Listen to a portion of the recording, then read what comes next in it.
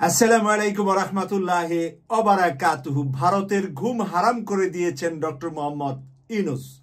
আমি এই মুহূর্তে ইত্তেফাক পত্রিকার ব্রেকিং নিউজের হেডলাইনটি শোনাচ্ছি। ভারী অস্ত্র শস্ত্র ও সেনা মোতায়েন শিলিগুড়ি চিকেন নেকে। শিলিগুড়ি চিকেন নেকে ভারী অস্ত্র এবং সেনা মোতায়েন বৃদ্ধি করছে ভারত, যেখানে চিকেন নেক ব্লক করে দিলে ভারতের সাথে বিচ্ছিন্ন হয়ে যাবে তাদের সেভেন সিস্টার। সেই সেভেন সিস্টারের রক্ষার ভয়ে এখন ভারত কম্পিত হয়েছে। এই মুহূর্তে যা লিখেছে আপনাদের সামনে তুলে ধরছি। ভারতের পশ্চিমবঙ্গের সাথে উত্তর পূর্ব ভারতের রাজ্যগুলির সংযোগকারী একমাত্র প্রবেশপথ শিলিগুড়ি করিডোর। এর সঙ্গে উত্তরে নেপাল, পূর্বে বাংলাদেশ ও ভুটান এবং উত্তরে চীন সীমান্ত। আর এই ভূখণ্ডে চিকেন নেক নামে পরিচিত। সম্প্রতি বাংলাদেশের প্রধান উপদেষ্টা ডক্টর মোহাম্মদ ইউনূস বাংলাদেশ ভারতের এই অঞ্চলের 7টি রাজ্যের সমুদ্র প্রবেশের ক্ষেত্রে একমাত্র অভিভাবক বলে মন্তব্য করেছেন। এই 7টি রাজ্যে সমুদ্র বন্দর না থাকার কারণে এটার অভিভাবক গার্জিয়ান বাংলাদেশ অবহিত করেছেন। এর পরপরই চিকেন নেক অঞ্চলে ব্যাপক ভারী অস্ত্রশস্ত্র মোতায়েন করা হয়েছে। সম্প্রতি ভারতীয় সেনাপ্রধানের দেওয়া এক বিবৃতিতে বলেছেন, চিকেন নেক কোনো দুর্বল জায়গা নয়। ঠাকুর ঘরে কে রে মা, আমি কলা খাই না।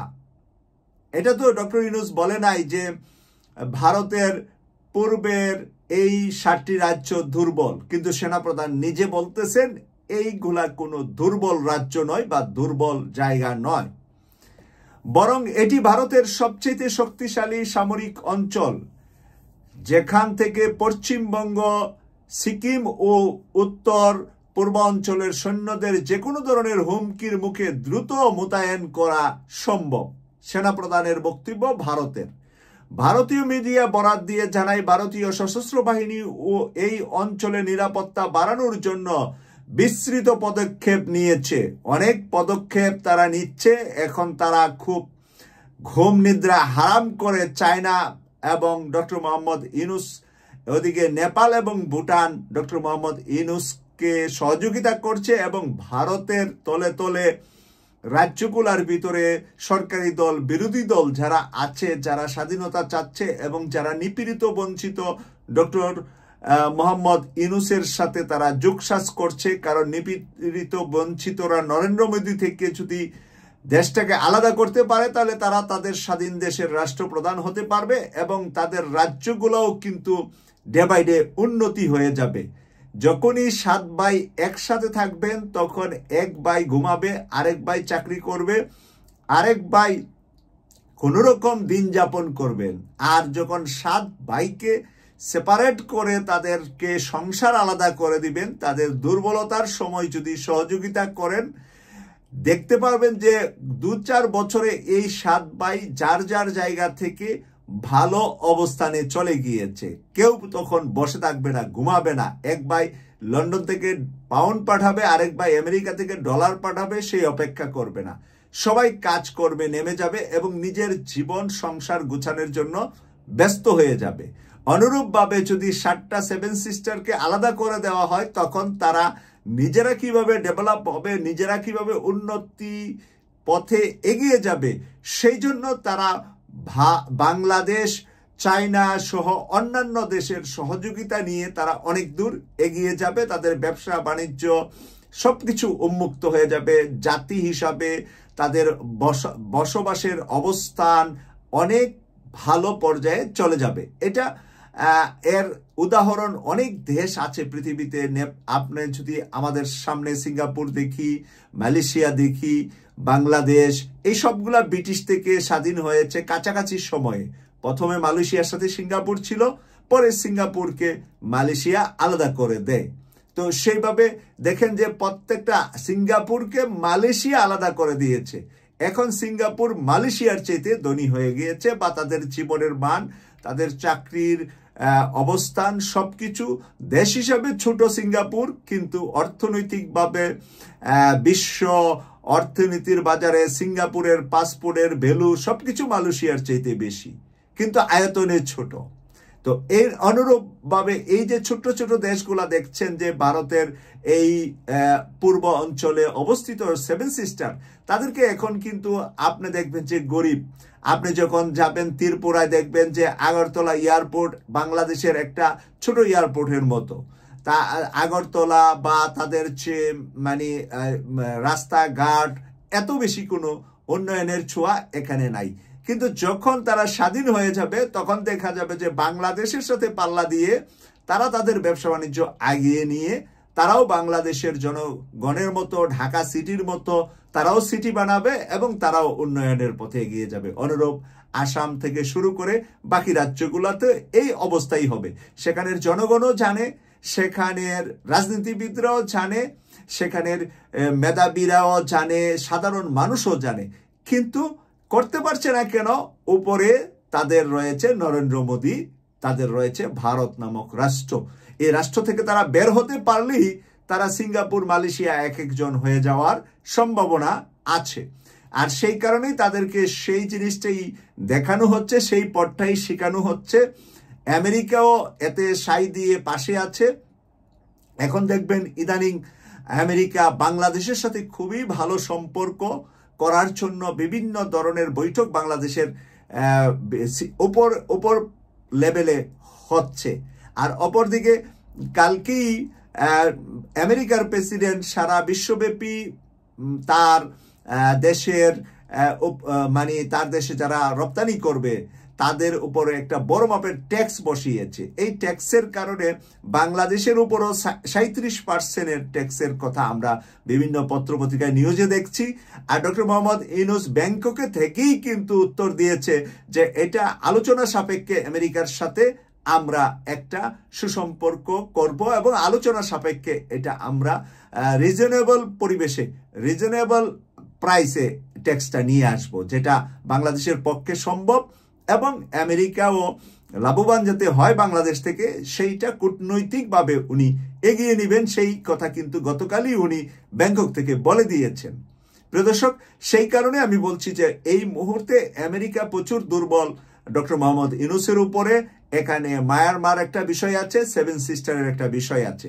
এই দুইটা জায়গার ভিতরে আমেরিকার বিশাল বিজনেস এবং বিশাল পরিকল্পনা, যেটা বাস্তবায়ন করতে পারছে না দীর্ঘ যুগ যুগ যাবৎ আমেরিকা চেষ্টা করে যেটা পারছে না, সেটা ডক্টর মোহাম্মদ ইউনূসের মাধ্যমে পারছে। ইউনূসকে একদিকে সম্মান করছে চায়না, অপরদিকে সম্মান করছে আমেরিকা। এই কারণে ইউনূসই পারবে এখানে মধ্যস্থতা করতে বা এটাকে টেকেল দিতে। আর কোনো সরকার এই মেধা বা এই পর্যায়ের বাংলাদেশে হয় নাই। মরহুম প্রেসিডেন্ট জিয়াউর রহমান স্বল্প সময় উনি একজন সেনাবাহিনীর লোক ছিলেন, উনি জনপ্রিয় ছিলেন, কিন্তু বর্তমান সময়ে ডক্টর মোহাম্মদ ইউনূস বিশ্ব জনপ্রিয় ব্যক্তি হিসাবে, বিশ্ববাসীর কাছে একজন মেধাবী শিক্ষক হিসাবে উনি পরিচিত। তাই বিশ্ব রাজনীতিবিদরা ওনার কাছে ক্লাস করে রাজনীতি শিখে, অর্থনীতি শিখে, সমাজনীতি শিখে। সেই কারণে ওনার ভ্যালুটা ভিন্ন, একেবারেই ভিন্ন। রাজনীতিবিদদের এই ভ্যালুতে যাওয়া সম্ভব হবে না। তাই ডক্টর মোহাম্মদ ইউনূসের হাত ধরেই এখন মায়ানমারকে আলাদাভাবে কয়েকটি রাজ্য মায়ানমারতেও হবে, এর মধ্যে আরাকান মুসলিম রাজ্য একটি হবে, আর মণিপুরে খ্রিস্টান রাজ্য হবে, যেটা আমেরিকার প্ল্যান। এছাড়া ভারতের আরও সেভেন সিস্টারের মাঝে খ্রিস্টান এবং উপজাতীয় বিভিন্ন ধর্মের মানুষ আছে, যেগুলোকে ডেভেলপ করতে চায় না। তাদের কিছু এখানে স্বার্থ আছে, তাদের বংশধর আছে, তাদের জাতিগোষ্ঠী আছে তাদের বর্ডারের পাশে। এই কারণেই চায়না, আমেরিকা ডক্টর ইউনূসের সাথে মিলে গিয়েছে। তাদের দুইজনই চিরশত্রু, চায়না এবং আমেরিকা। কিন্তু এইখানে খেলতে গিয়ে খেলার রেফারি হয়েছেন ডক্টর মোহাম্মদ ইউনূস আর চায়না বনাম আমেরিকা। তারা মিলে গিয়েছে ভারত বিরোধিতায়। এই জায়গাটা তাদের প্রয়োজন এবং সকলের প্রয়োজন। সকলের ভালো কাজটা করার জন্য ডক্টর মোহাম্মদ ইউনূস হইলেন একজন বিচক্ষণ যোগ্য মানুষ। সেই কারণে ভারতের ঘুম হারাম। সকাল বিকাল নরেন্দ্র মোদীর চোখে মুখে আপনি অন্ধকার দেখবেন। ইদানিংকালে কোথাও কোনো জায়গায় নরেন্দ্র মোদী একটু হাসি দিয়ে বসা নাই। সারাক্ষণ তার চেহারার ভিতরে ওই গোবর চেনার চেহারা দেখতে পাবেন। এই গোবর চেনার চেহারা হওয়ার জন্য এটা আল্লাহর তরফ থেকে একটা গজব তার উপরে।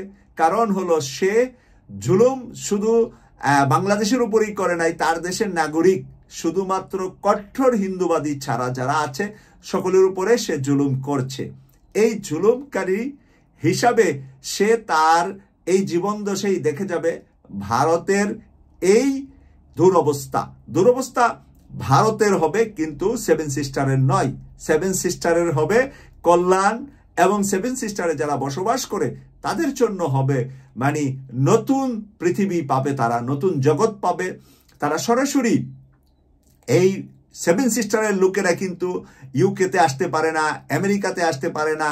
তাদের খুবই কম লোক মানে আপনি পাবেন, সব লোক পাবেন দিল্লি, মাদ্রাজ, ওই যে দক্ষিণ ভারত, তারপরে আপনার মানে পশ্চিমবঙ্গ পর্যন্ত মোটামুটি মানে আপনার লোকেরা বিদেশে আসে বা দেশের বাহিরে উচ্চ শিক্ষার জায়গায় মানে এগিয়ে আছে। কিন্তু এই সেভেন সিস্টারের লোকেরা কিন্তু গরিব থেকে আরো গরিবই হচ্ছে। তারা কিন্তু খুব একটা ভালো অবস্থানে, তাদের ছেলেমেয়েরা হাইলি এডুকেটেড। ভারতের আপনি দেখবেন যে কেন্দ্রীয় সরকারে বড় কোনো জায়গা বা কখনো কোনোদিন এই অঞ্চল থেকে কেউ যে ভারতের প্রধানমন্ত্রী হবে সেই চিন্তাই করা যাচ্ছে না। পশ্চিমবঙ্গের মতন এত বড় একটা প্রদেশ, সেখানের থেকেই মুখ্যমন্ত্রী মমতা ব্যানার্জি কত চেষ্টা করলেন প্রধানমন্ত্রী ভারতের হতে, তাও হতে পারেন নাই। তার মানে বাংলা ভাষা এবং এখানের উপজাতীয় ভাষাগুলা যারা আছেন তাদেরকে ভারত মূল্যায়ন করে না, মর্যাদা দেয় না। সেই অমর্যাদা পেতে পেতে তাদের ভিতরে একটা খুব কাজ করছে। আর ডক্টর মোহাম্মদ ইউনূসকে পেয়ে তারা এখন খুশি।